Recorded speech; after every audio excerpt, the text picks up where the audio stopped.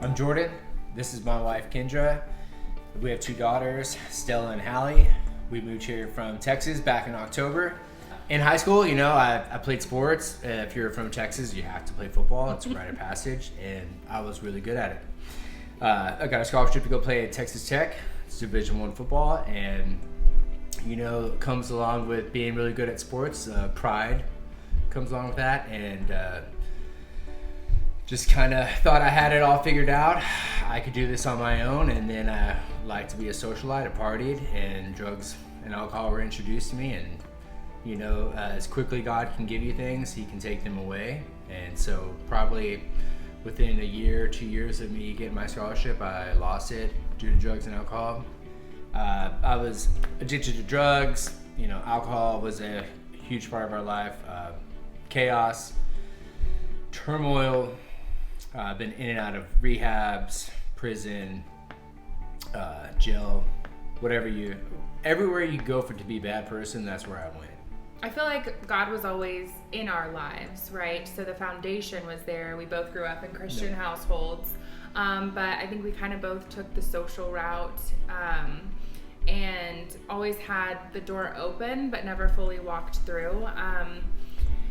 And it just felt like something was always missing, or it's kind of like life was never going right, or we would just constantly hit a wall, and we tried to take things on ourselves like addiction, and nothing we did really seemed to kick that, and we just kept leaning on each other as if we had the power to do anything about it. And it really wasn't until we decided to give it up to God that our lives changed.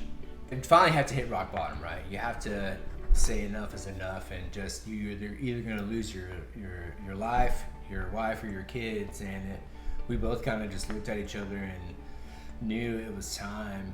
And so we went to my father-in-law now, his house, and kind of confessed what we've been doing. And he told us that there's only one thing to do. You need to invite God back into your heart, and we did right then and there. And after that, it wasn't easy, but it was definitely not hard to stop. It's just almost like it was in the past now, and we moved forward, and we experience joy now. Definitely. We spend time with our kid, we prioritize going to church, and we've met an amazing community here at Renaissance. And it's just we're watching our kids grow up in the church, and it's just, I don't hate myself. I don't hate you. I don't hate, just because when you live that lifestyle, you're just full of so much anger. So shortly after we moved here, we met Jen and Aaron.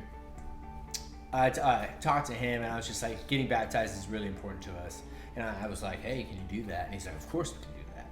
I mean, at that point, we had talked about it so many times, and I feel like it was extremely shortly after you had a conversation with Aaron. He was like, we're getting baptized next weekend. Yep.